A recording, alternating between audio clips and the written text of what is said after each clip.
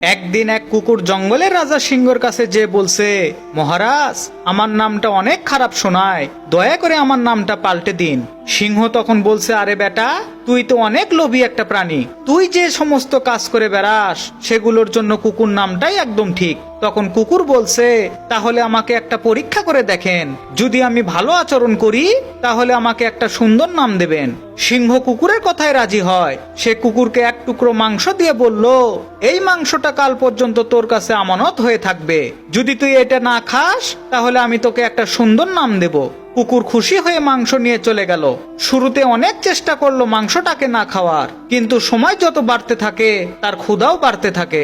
মাংসের দিকে তাকিয়ে থাকতে থাকতে তার জিভায় পানি চলে আসলো, কিন্তু নাম পাল্টানোর কথা ভেবে সে ধৈর্য ধরে অপেক্ষা করতে লাগলো। কিন্তু ক্ষুধার যন্ত্রণায় এক সময় সে মনে মনে বলছে, ভালো নাম দিয়ে কি হবে, কুকুর নামটাই তো অনেক সুন্দর। এই বলে সে মাংসের টুকরাটি খেয়ে ফেললো।